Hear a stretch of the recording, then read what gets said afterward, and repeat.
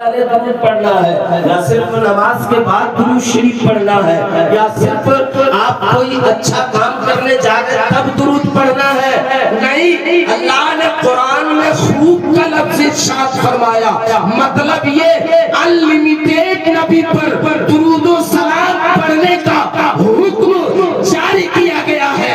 میرا رب فرماتا ہے اے ایمان والو اپنے ایمان کی شہادت دو اور میرے نبی پر خوب خوب درود و سلام پڑھو۔ جب تم میرے نبی پر خوب خوب درود و سلام پڑھو گے تو تمہارے ایمان کی محافظت ہو جائے گی اور اللہ کی رحمت تمہارے گھر میں برستی رہے گی۔ اللہ تبارک والا تم پر رحم و کرم کی بارش برساتا رہے گا۔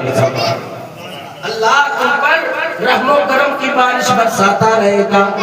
اور اے لوگوں اور آگے آپ چلے، درود شریف کی کتنی فضیلت ہے، جس مقصد سے جس مناسبت سے آج کی محفل سجائی گئی ہے، یہ ایصال ثواب کی محفل جلال الدین صاحب نے جناب جلال الدین صاحب نے آج کی یہ محفل اپنی والدہ مرحومہ کے نام سے سجایا ہے۔ اے لوگوں یہ محفل سجانے سے کتنا زیادہ فائدہ چاہنے والی مرحومہ کو ملتی ہے آپ کو اس کا اندازہ نہیں ہے۔ آئیے میں آپ کو ایک بہت ہی معتبر واقعہ سناتا ہوں درود شریف کی فضیلت سے۔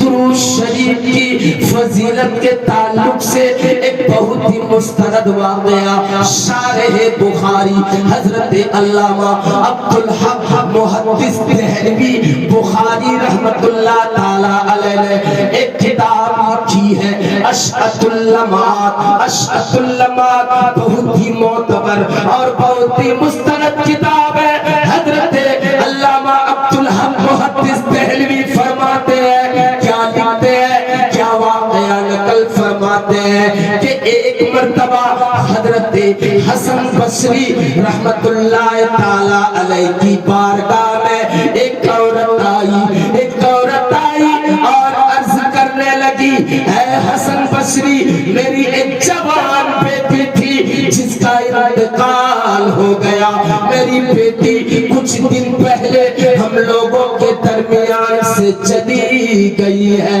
اے حسن بصری ہم دیکھنا چاہتے ہیں کہ میری بیٹی کس حال میں ہے، اللہ نے میری بیٹی کو کس حال میں رکھا ہے، کہیں میری بیٹی پر اللہ کا عذاب تو نازل نہیں ہو رہا ہے، کہیں اللہ کی طرف سے میری بیٹی سزائیں تو نہیں پا رہی ہے۔ اے حسن بصری میں اپنی بیٹی کو خواب میں دیکھنا چاہتی ہوں، کوئی عمل بتا دیجئے، کوئی راستہ بتا دیجئے، کوئی وظیفہ بتا دیجئے۔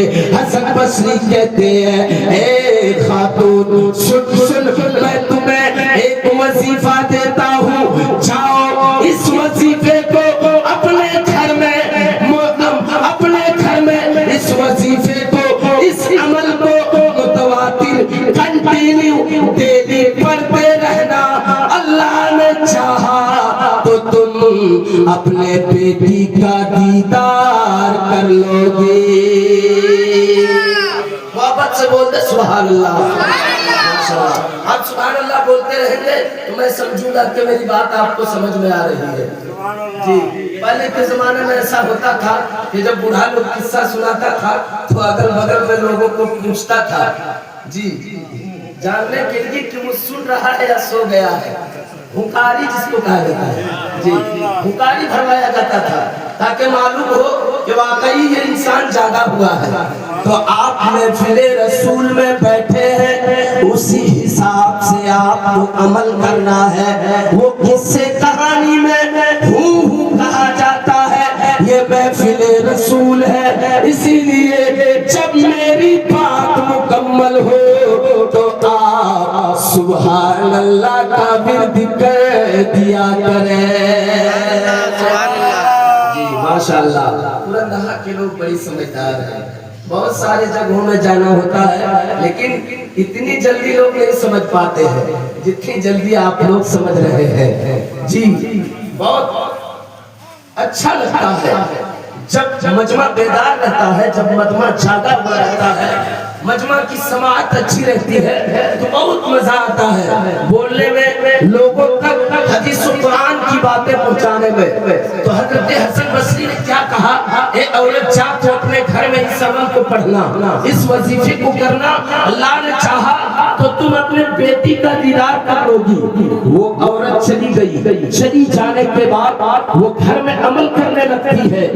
ایک دن، دو دن، تین دن، چار دن، 5 دن، 6 دن، 7 دن، کچھ ہی ایام گزرے تھے کہ اس عورت نے اپنی بیٹی کو خواب میں دیکھ لیا ہے۔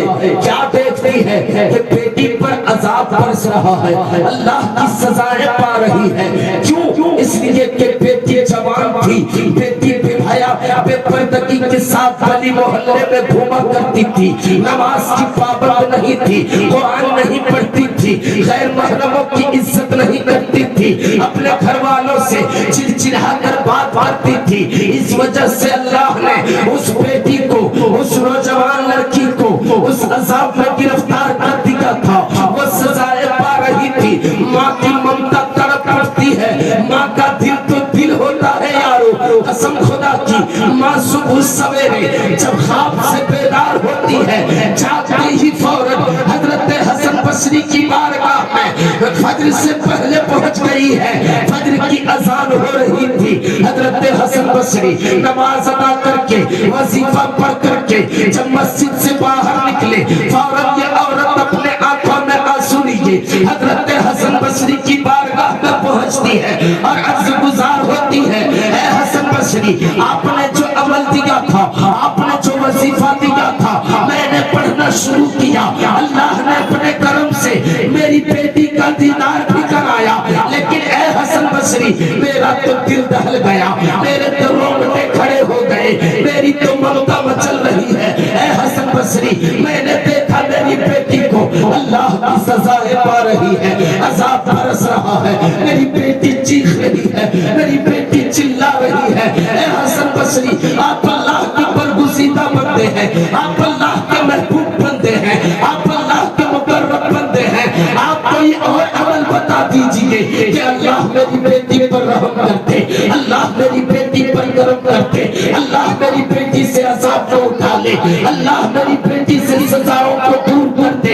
حضرت حسن بصری کہتے ہیں، اے خاتون جا، اب میں تجھے دوسرا عمل دیتا ہوں، اب تجھے دوسرا وظیفہ دیتا ہوں۔ حضرت حسن بصری نے اس عورت کو دوسرا عمل دیا ہے۔ وہ عورت دوڑے دوڑے اپنے گھر پہنچتی ہے، پہنچنے کے بعد وہ عمل میں لگ جاتی ہے، وہ عمل کرنے لگ جاتی ہے، عمل کرنے لگ جاتی ہے۔ اسی درمیان اسی بیچ ایک دن حسن بصری جب سوتے ہیں، سونے کے بعد حضرت حسن بصری نے اسی خاتون کی بیٹی کو خواب میں دیکھا ہے۔ حضرت حسن بصری دیکھ کر پوچھتے ہیں، اے لڑکی تو وہی لڑکی ہے شاید، تمہاری ماں آئی تھی میری بارگاہ میں اور پوچھ رہی تھی، تمہارے حالات بتا رہی تھی، اے لڑکی بتا اللہ نے تجھے کس حال میں رکھا ہے، اللہ نے تجھے کس حال میں رکھا ہے۔ وہ لڑکی کہتی ہے کہ اللہ نے مجھے جنت کی وادی نصیب کر دیا ہے۔ بول دے سبحان اللہ اور مچل کر سبحان اللہ۔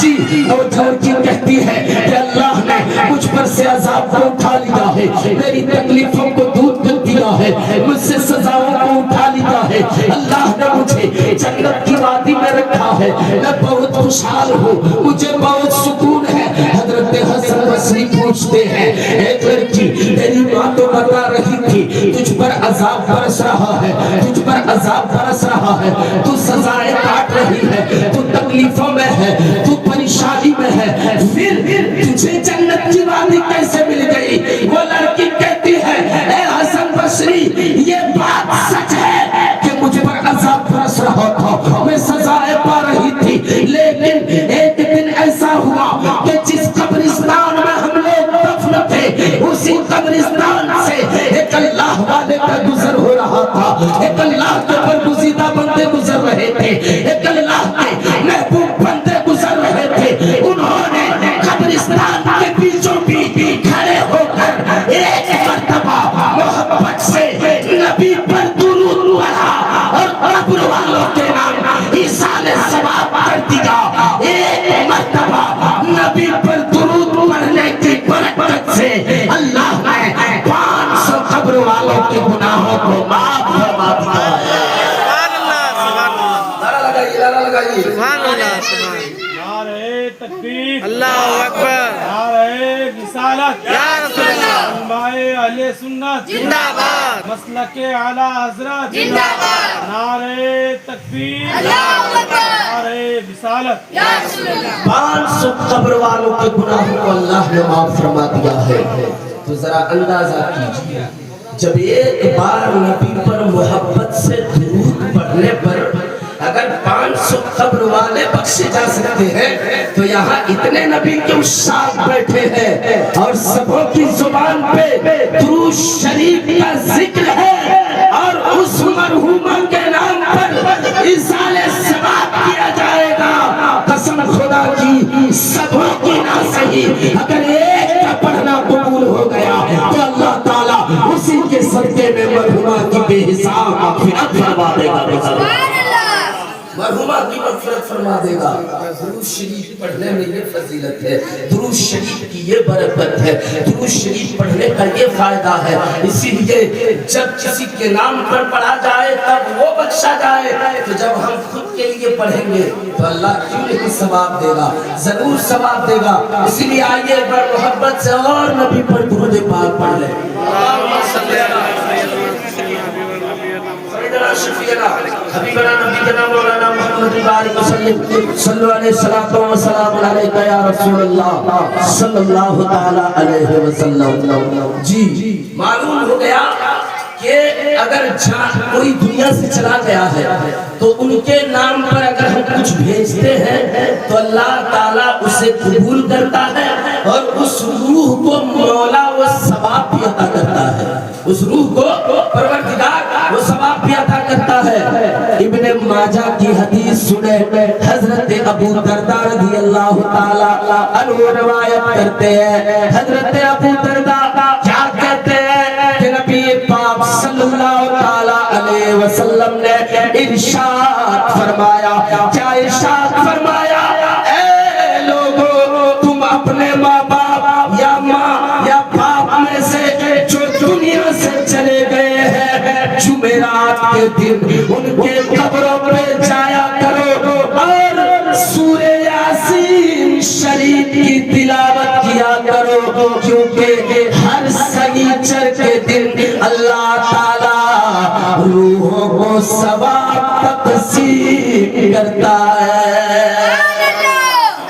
ہر سنیچر کے دن ابن ماجہ کی حدیث ہے، سنن ابن ماجہ کی حدیث، حضرت ابو درداء رضی اللہ تعالیٰ عنہ روایت کرتے ہیں کہ جو شخص اپنے ماں یا باپ میں سے جو دنیا سے چلے گئے ان کے قبر پر حاضری دینے کے لیے جاتے ہیں، فاتحہ خوانی پڑھتے ہیں یا قرآن شریف کی تلاوت کرتے ہیں تو اللہ تعالیٰ اس ثواب کو سنیچر کے دن اس روح کو عطا کر دیتا ہے، تقسیم کر دیتا ہے روحوں میں۔ یہ تمہارے گھر والوں نے بھیجا ہے، یہ تمہارے بیٹے نے بھیجا ہے، یہ تمہارے شوہر نے بھیجا ہے، یہ تمہارے گھر والوں نے بھیجا ہے، یہ تمہارے بھائیوں نے بھیجا ہے، یہ تمہاری بہنوں نے بھیجا ہے، یہ تمہاری بیٹیوں نے بھیجا ہے۔ تو جو کوئی اپنے رشتہ دار کے نام سے ثواب کو پہنچاتا ہے تو اللہ تعالیٰ اس ثواب کو قبول بھی کرتا ہے اور روحوں میں تقسیم بھی فرما دیتا ہے۔ اسی لیے ہم سنیوں کا عقیدہ ہے کہ ہم مرنے والوں کے نام پر ایصال ثواب کرتے ہیں اور وہ ایصال ثواب جانے والے مرحومین تک بھی پہنچایا جاتا ہے۔ سبحان اللہ، وہ ثواب پہنچایا جاتا ہے ہمیشہ۔